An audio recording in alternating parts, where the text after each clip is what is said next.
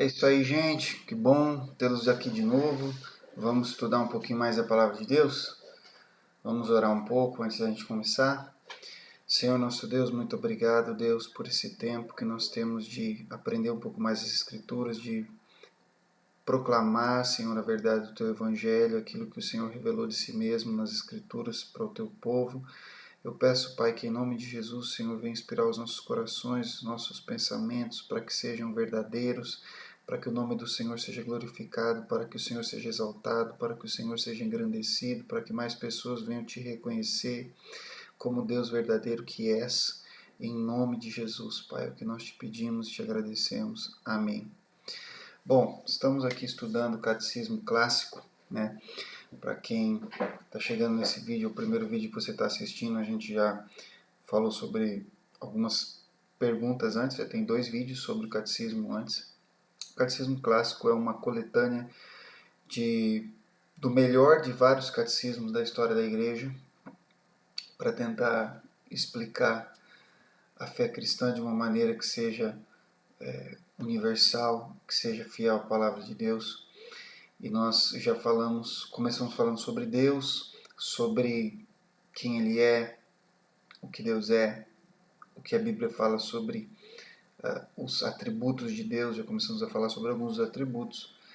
E agora nós vamos continuar falando sobre esses atributos. Na última vez nós falamos sobre, o último assunto que nós tratamos foi sobre o amor de Deus, e agora nós vamos falar sobre a santidade de Deus. Então vamos lá para o próximo slide. Bom, então a próxima pergunta é a pergunta 12. Deus é santo? E a resposta é sim. Santo, santo, santo é o Senhor Todo-Poderoso. E isso é a transcrição do que está lá em Isaías capítulo 6, versículo 3.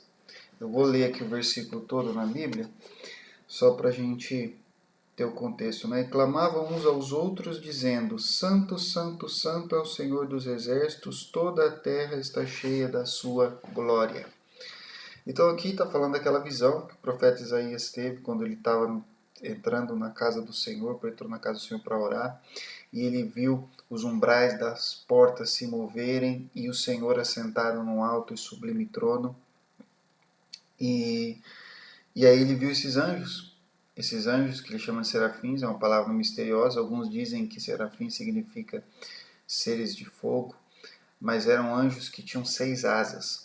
E 2 eles usavam para cobrir os pés, 2 eles usavam para cobrir o rosto e 2 eles usavam para voar. E eles ficavam clamando uns aos outros: Santo, santo, santo é o Senhor dos exércitos, toda a terra está cheia da sua glória. Então esses anjos que estão o tempo inteiro na sala do trono de Deus, vendo as decisões, é claro que eles não são Deus, eles não podem sondar o que Deus é na sua essência, como nenhuma criatura pode sondar Deus, mas eles sabem alguma coisa sobre Deus. E o que é que eles dizem sobre Deus? Que Deus é santo. Mas como santo? Ele é santo, santo, santo. Quando você quer dizer que alguma coisa é muito daquela coisa, você fala que aquela coisa é aquilo uma, duas, três vezes. Então, quando a Bíblia diz que Deus é santo, santo, santo, é para você ter certeza que Ele é realmente muito santo. É claro que existe também aqui uma alusão à Trindade, mas isso fica para um outro momento. No primeiro momento, o que é importante é que esses anjos que conhecem bem o Senhor estão descrevendo o Senhor uns para os outros, e eles estão dizendo que um para o outro: o Senhor é santo.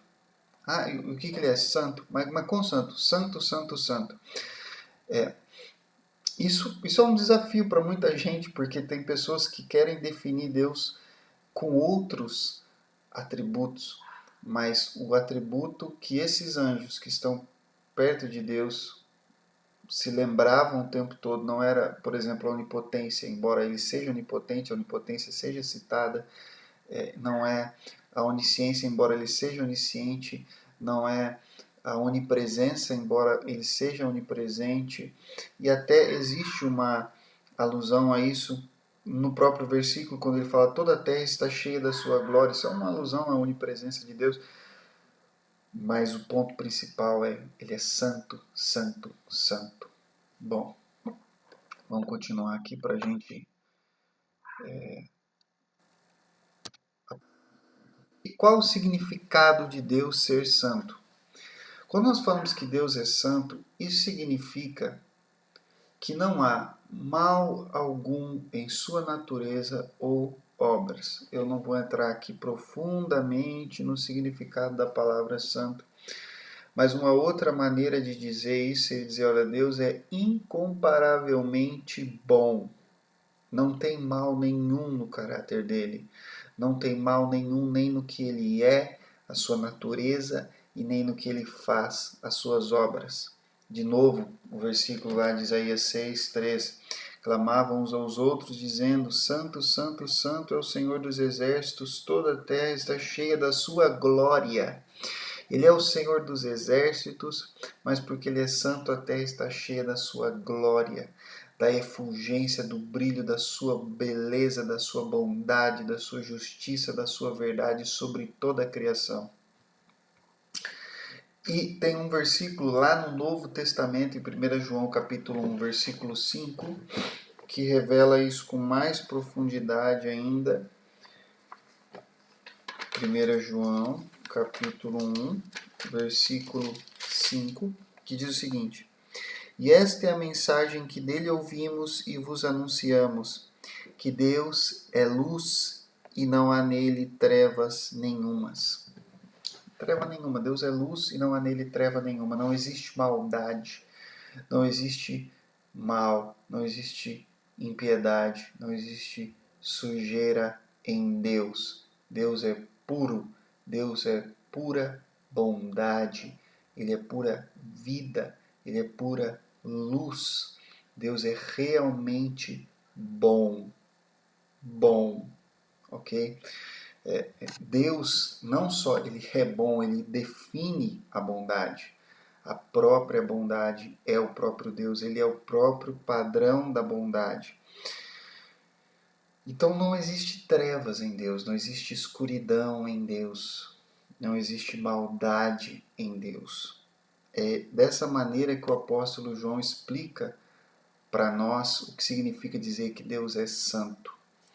Isso é uma coisa muito importante, porque tem muitas ramificações. Essa verdade a respeito da bondade de Deus, da santidade de Deus, da justiça de Deus, da verdade de Deus, da luz que Deus é, essa verdade tem implicações para todas as outras doutrinas e para toda outra revelação que a gente tiver a respeito do Senhor.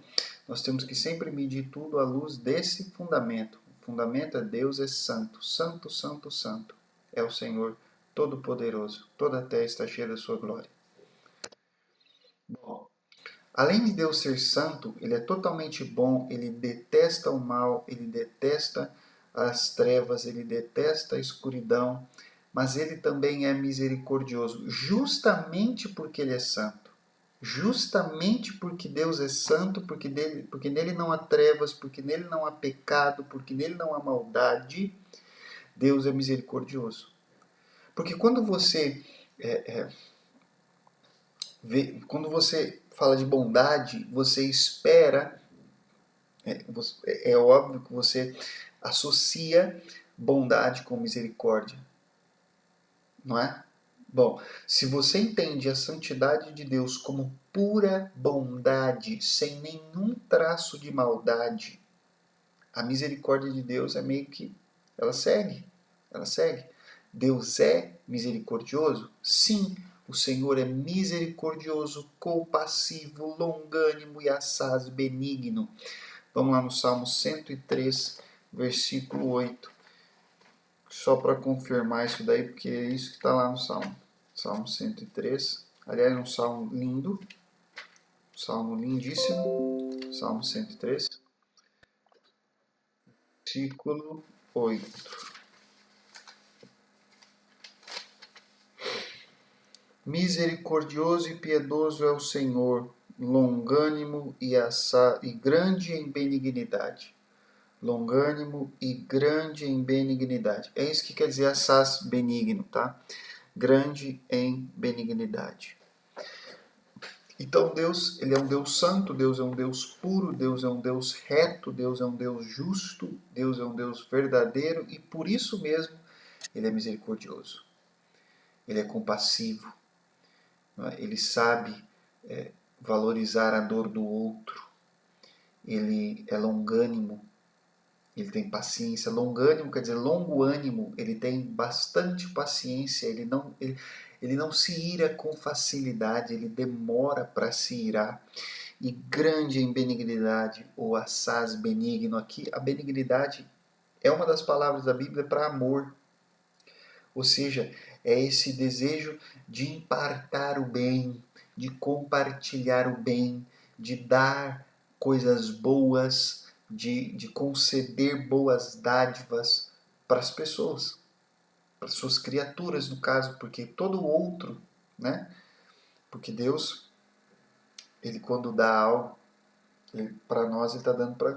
Somos criaturas dele, todos nós. Mesmo uma pedra, ou uma minhoca, ou um macaco, ou uma lagartixa, ou um peixe, ou um golfinho, ou um ser humano. Somos criaturas de Deus. E Deus é misericordioso, compassivo, longânimo e assaz benigno. Mas veja que aqui, embora essa benignidade de Deus seja para com todas as suas criaturas, existe algo de especial com relação ao ser humano, porque parece que o ser humano é o ser que especialmente precisa de perdão. Especialmente precisa de perdão. É o ser que os outros seres, se eles fazem alguma coisa ruim, não é um mal moral, porque eles são incapazes da moral. Mas o ser humano, dentro da criação do mundo físico, é o ser capaz de pecado, é o ser capaz de mal moral. E Deus benignamente derrama graça e demora para se irar, demora para derramar a sua ira, porque ele tem paciência. Isso é a misericórdia de Deus. Deus ser santo não significa que existe uma contradição entre a santidade e a misericórdia de Deus. Pelo contrário, porque Deus é santo, porque Deus é incomparavelmente bom, ele é muito misericordioso e demora muito para se irar. O que não significa que Deus nunca se ire, o que não significa que Deus nunca derrame justiça e juízo sobre a terra. Pelo contrário, nós vamos ver isso também em outros pontos, mas o fato é que ele demora para se irar. A misericórdia de Deus significa também que ele é longânimo, ele é paciente. Vamos para o próximo ponto. Bom, Deus é misericordioso. De novo, Deus é justo? Sim, sim, ele é justo. Ele é justo. Não existe contradição entre a misericórdia e a justiça de Deus. Embora alguns pregadores, até famosos aí da internet, né, queiram dizer que a misericórdia de Deus é a injustiça de Deus a favor do bem. Não é verdade. Não é verdade. Deus é misericordioso e Deus é justo e as duas coisas estão extremamente ligadas. porque ele é justo e salvador. Veja como muitas vezes a justiça de Deus aparece unida à sua salvação, a salvação que ele transmite. Vamos lá em Isaías 45, 21, que diz assim, é o texto completo, um versículo muito maior do que o que está aí na resposta. Anunciai e chegai-vos e tomai conselho todos juntos. Quem fez ouvir isto desde a antiguidade? Quem desde então o anunciou? Porventura não sou eu, o Senhor? Pois não há outro Deus senão eu. Deus justo e salvador não há além de mim. Aqui Deus está falando sobre os julgamentos que ele vai trazer, né, sobre a terra, especificamente sobre a nação de Israel. Muitas dessas coisas que já se cumpriram. Mas ele está dizendo que essas coisas são manifestações da justiça dele. Da justiça dele. E ao mesmo tempo ele fala justo e salvador. O que as pessoas não entendem é que se uma pessoa é misericordiosa de verdade, se ela é justa de verdade, né, por causa da misericórdia, ela vai ter que punir o mal. Por causa da misericórdia, ela vai ter que punir o mal. Você não pode dizer que é misericordioso se você deixa de punir quem faz o mal. Você está sendo misericordioso com quem? A pessoa que sofreu o mal? Correto? Imagine a polícia sendo misericordiosa, entre aspas, com um sequestrador que está mantendo uma criança sob cativeiro. A família desesperada, não é? A criança desesperada, a criança sendo ameaçada de morte, o sequestrador ali, com a criança em seu poder. O ato da misericórdia, nesse caso, seria o quê? Punir o sequestrador, com certeza. Punir o sequestrador. Trazer justiça sobre aquela situação é ter misericórdia. Misericórdia da criança, misericórdia da família, e isso você pode trazer para qualquer área da vida.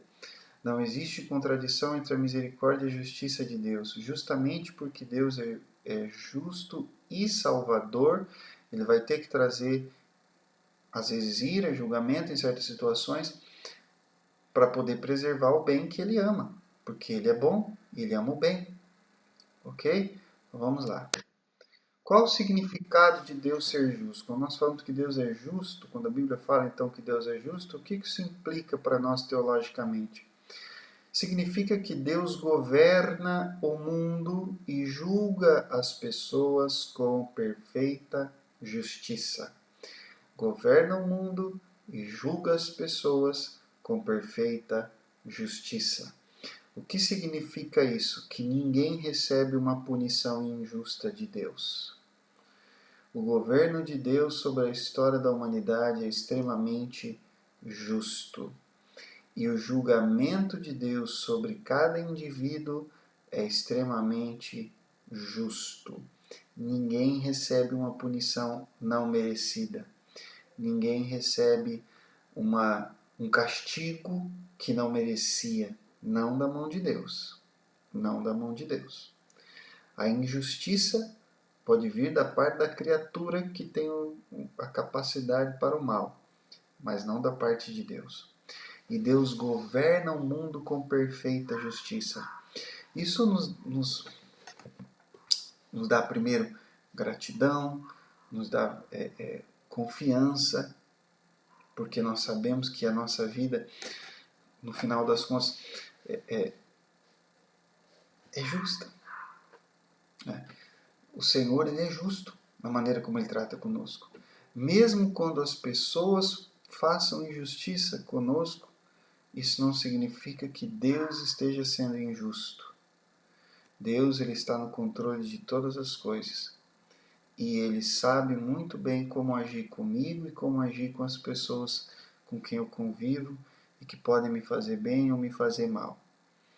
E Deus sabe como fazer justiça, sabe melhor do que eu. Então, isso me dá muita confiança. Isso me dá muita confiança. Mesmo quando eu vivo alguma situação de injustiça, eu sei que quem está com o governo sobre o mundo é Deus. Isso é muita confiança para as pessoas que estão presas injustamente, para as pessoas que perderam bens injustamente, para as pessoas que foram roubadas, para as pessoas que foram prejudicadas por comportamentos maus, sofreram todo tipo de mal. Veja, a justiça de Deus não falha e Deus governa o mundo e Ele vai trazer justiça sobre cada uma dessas situações. Sobre cada uma dessas situações. E Ele julga cada pessoa com perfeita justiça. Esse é o primeiro ponto que a gente precisa estabelecer no nosso coração, falar assim, olha, realmente Deus está no governo do mundo e tudo que ele faz com perfeita justiça. E se tem alguma injustiça acontecendo no mundo, nós podemos confiar no Deus justo que vai trazer a justiça sobre o mundo. Aí você fala assim, tá, mas por que as coisas não se resolvem logo? Por que às vezes demora tanto para justiça aparecer em uma determinada situação? Porque, de novo, volta aqui, é misericordioso, compassivo, longânimo, grande em benignidade. Ele tem paciência, ele quer que as pessoas se arrependam, ele quer que as pessoas mudem, ele quer que as pessoas consertem os erros e ele dá tempo para elas fazerem isso. E por isso, muitas vezes, Deus atrasa na ira dele, no julgamento dele, que vai restabelecer justiça. No final das contas, quer nesse mundo, quer no porvir, a justiça será feita, porque Deus é justo. Ninguém vai para o inferno injustamente, ninguém vai para o céu injustamente. Ok? Deus é justo, Ele é justo mesmo. E, e, e é isso que significa dizer que Deus é justo. Deus é fiel. Sim, Deus sempre mantém sua palavra. Deus é fidelidade, não há nele injustiça. Vamos lá em Deuteronômio capítulo 32, versículo 4.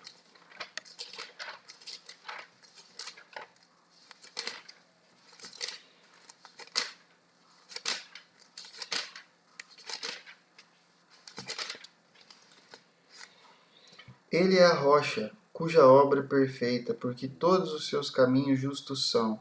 Deus é a verdade, e não há nele injustiça. Justo e reto é.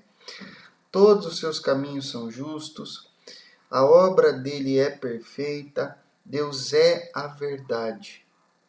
Não tem como ele ser infiel, porque ele é a verdade, e não há nele injustiça. Justo e reto é. Deus é tão justo quanto Deus é todo-poderoso. Deus é tão reto quanto Deus é todo-poderoso. Deus é tão fiel quanto Deus é todo-poderoso. Ele é fiel. Se ele prometeu, ele vai cumprir. Se ele ordenou, ele quer que seja feito. Ele não mente. Se ele diz algo para você sobre alguma coisa, você pode confiar naquilo que ele disse. Ele é realmente fiel em tudo que ele fala. Ele é longânimo, ele é paciente, ele demora para trazer julgamento, mas no final, quando ele traz o julgamento, é o julgamento justo, é exatamente o julgamento que ele disse que ia fazer e ele traz. Porque ele é santo, misericordioso, justo, fiel. Ele é soberano. Ele é soberano. Deus é soberano? Sim. Nos céus estabeleceu o Senhor o seu trono e o seu reino domina sobre tudo. Salmo 103, versículo 19. Vamos lá nesse salmo de novo, no Salmo 103, que é um dos salmos mais bonitos. E olha o que diz o versículo 19. O Senhor tem estabelecido o seu trono nos céus, e o seu reino domina sobre tudo. Sobre tudo?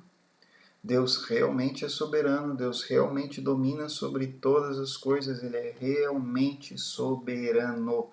Não tem uma autoridade acima de Deus para quem Deus olhe, a quem Deus consulte. Não, não, não.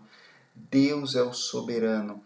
Todos, quando olham para cima, veem Deus. Deus, quando olha para cima, não vê ninguém. Ninguém acima dele, ele é acima de todos. Ele é o Todo-Poderoso e ele está acima de tudo. Veja o que o versículo diz. O Senhor tem estabelecido o seu trono nos céus, para indicar isso. O trono dele está nas maiores alturas e não tem ninguém acima dele. E o seu reino domina sobre o quê? Sobre tudo. Sobre tudo. Não existem fronteiras para o reino de Deus. Não é para dizer assim, olha, como o Brasil ele vai até aqui, até esse ponto, daqui para lá é a Argentina. Né? Os Estados Unidos ele vai até esse ponto, daqui para lá é o México. Ali os Estados Unidos já não é mais soberano. Ele tem fronteiras. Ele tem fronteiras.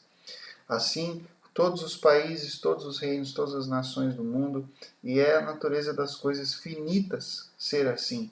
Mas Deus é o ser infinito e a soberania dele não tem fronteiras. Ele é soberano sobre todos os lugares, todas as pessoas, todas as situações, todas as épocas. Nada escapa ao domínio e ao controle dele. Não importa de qual religião você está falando, de qual pessoa, ela é dessa religião, ela é daquela religião, não importa. Deus é soberano sobre ela. Ela não é de religião nenhuma, ela é ateia, não importa. Deus é soberano sobre ela. A pessoa já morreu, Deus é soberano sobre ela. A pessoa nem nasceu ainda, Deus é soberano sobre ela. Deus é soberano sobre todos, em todas as épocas, em todos os lugares, antes de nascer, depois que nasceu, depois que morreu. Deus é soberano. É isso que significa. Quando nós estamos falando de Deus, nós temos que entender que nós estamos falando do ser soberano, do ser que está acima de tudo e de todos. Que é justo em tudo quanto ele lida com as pessoas e é soberano. Soberano. O que significa dizer isso? Que Deus é soberano? Significa, primeiro, que Deus governa toda a criação. Tudo o que acontece. Agora você tem que unir todos esses pontos, certo? E perceber que, bom, se Deus é soberano e governa toda a criação, e se o governo de Deus é justo, como diz a Bíblia, que ele é justo e ele governa sobre todas as coisas, isso significa que a minha atitude para com Deus tem que ser sempre uma atitude de gratidão, de glória, de honra, de louvor ao nome dele, porque ele realmente é Deus. Ele é Deus de verdade. Ele está no controle de todas as coisas e ele é justo em tudo que ele faz. Qualquer outra atitude a não ser louvor e gratidão vai ser uma atitude complicada, vai ser uma atitude pecaminosa, né? Uma atitude que não deveria ter sido tomada. Veja, por outro lado, isso também me dá muita confiança, por duas razões. Primeiro, porque se Deus está no controle de todas as coisas e Deus é totalmente justo em tudo que ele faz, então isso significa que qualquer coisa pela qual eu venha passar tem um propósito, tem um objetivo, não é sem sentido, não é sem significado. Mesmo aquelas coisas que me causem sofrimento não perdem totalmente o significado, porque existe um Deus justo que governa todo o universo. Em segundo lugar, isso me dá muita confiança, porque isso me faz saber que não importa o tamanho da injustiça sofrida, o Deus Todo-Poderoso que está acima de todas as coisas, que é justo, tem poder para corrigir, para colocar no lugar, para trazer a verdadeira justiça, a verdadeira vingança que pertence ao Senhor e não a mim, para a realidade. Ele é capaz de fazer isso e ele vai fazer isso porque ele é justo. Não tem como ele não fazer isso porque ele é justo. Não tem como Deus fazer a injustiça. Não tem como Deus coadunar com a injustiça. Ele governa todas as coisas e ele é justo. Certo? Então, você tem que unir todos esses atributos em um lugar só, que é o próprio Deus, para você poder entender a grandeza e a glória desse Deus. Isso vai aumentar a sua confiança e isso é a única maneira de você viver.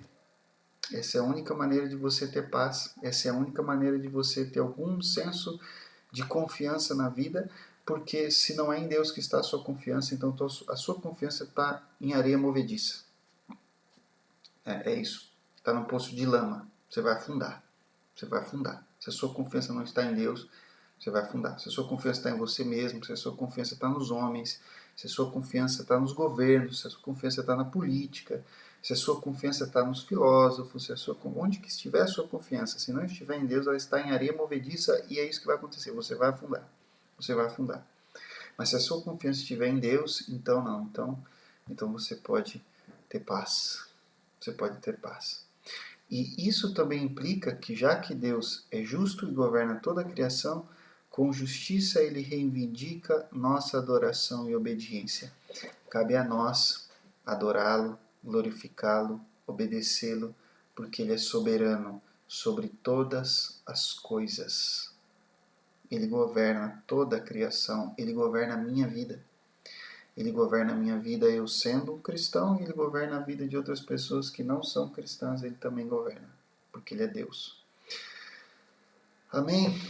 Vamos lá, pessoal, vamos parar hoje, porque eu acho que aqui já terminou o nosso slide.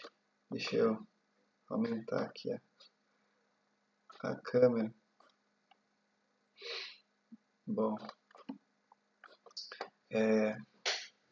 vamos parar por aqui hoje, vamos agradecer. Senhor, obrigado, Deus, por esse tempo de estudar a Tua Palavra. Eu peço que isso seja firmado no nosso coração, que nós venhamos Te adorar, Te glorificar e confiar no Senhor em todas as coisas, em nome de Jesus. Amém.